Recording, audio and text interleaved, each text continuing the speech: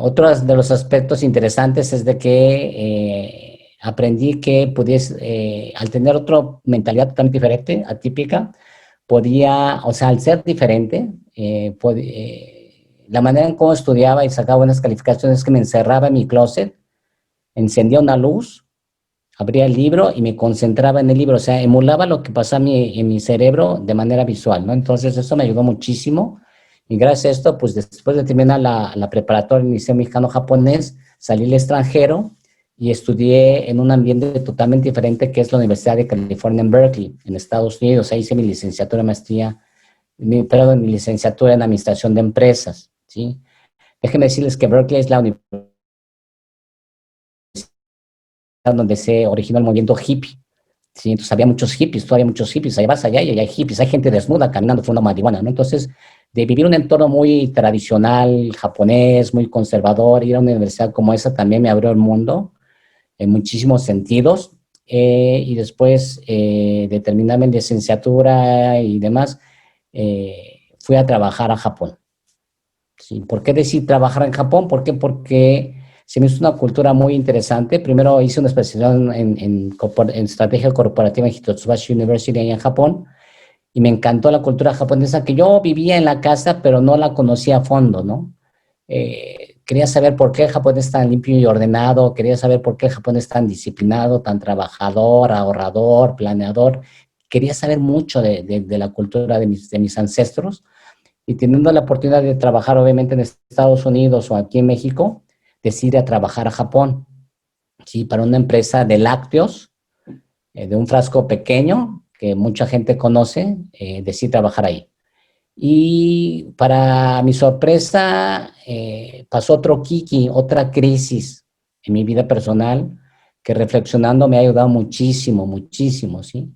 Imagínense, yo me gradué en ese entonces era la tercer mejor universidad del mundo, Berkeley.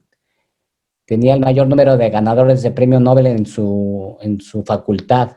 Uh-huh. Hablando perfectamente tres idiomas, inglés, japonés y castellano, español.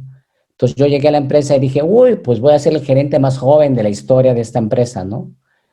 Y yo no sabía, pero las empresas japonesas contratan de por vida. O sea, tú puedes entrar en Japón, a Honda, Toyota, Mazda, Nissan, Sony, y es de por vida. Es como adoptar un hijo. Entonces, siempre lo digo, pero tienes que hacer una gran tontería como robar o drogarte para que te corran. Y es muy raro que a alguien se le corra, es muy, muy, muy raro. Yo en mis 5 o 6 años que estuve, en mis 10 años, perdón, que estuve en Japón, 6 en esta empresa, pues nunca vi que a alguien se le finiquitara. Imagínense. Ujú. Entonces, como te adoptan, eres como un bebé para la empresa. Es un proceso de crecimiento. Obviamente, para poder correr, pues primero tienes que gatear, aprender a caminar y después correr. Entonces, a las empresas japonesas no les importa mucho realmente dónde estudiaste, qué estudiaste, si hablas varias lenguas, no, no, empiezas desde abajo. Entonces, mi crisis allá en Japón profesional fue que yo empecé vendiendo estos productos de casa en casa. No un mes, no 6 meses, 3 largos años. Estuve vendiendo 3 largos años de casa en casa este producto.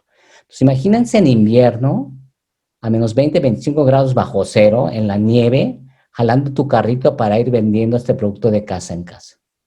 Sí, yo muchas veces dije, no, pues voy a tirar la toalla y a renunciar, ¿no? Porque digo, muchos amigos míos que también se graduaron de la universidad, había reuniones de exalumnos allá en Tokio, y típico, ¿no? De que ya eran consultores, banqueros, financieros y mercadólogos de empresas muy grandes y les pagaban muy bien, y a mí me pagaban bien poquito.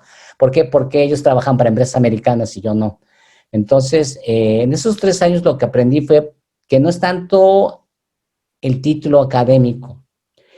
El título académico te ayuda para abrirte puertas. Sí, obviamente si el título académico dice Universidad de Harvard, que es la mejor del mundo, pues obviamente te abre más puertas en el ámbito laboral.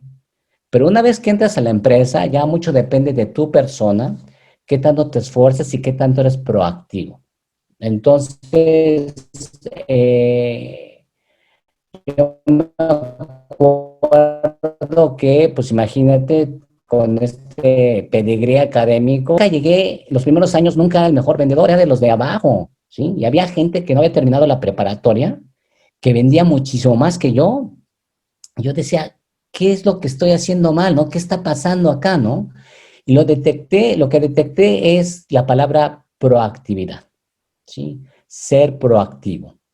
Entonces, en estos 3 años, estoy muy agradecido por estos 3 años porque aprendí a ser muy proactivo. ¿Qué es proactividad? Básicamente adelantarse a, no esperar a que surja un error, un problema, que se queje el cliente, no, ver antes de que surjan estos problemas y hacer algo al respecto, ¿no? Entonces, todos mis compañeros, excelentes vendedores, pues estudiaban mucho la ruta, que los productos, un excelente servicio al cliente. Entonces me puse a observarlos cómo es que ellos vendían estos productos y empecé a aprender y absorber todas las buenas prácticas que ellos tenían.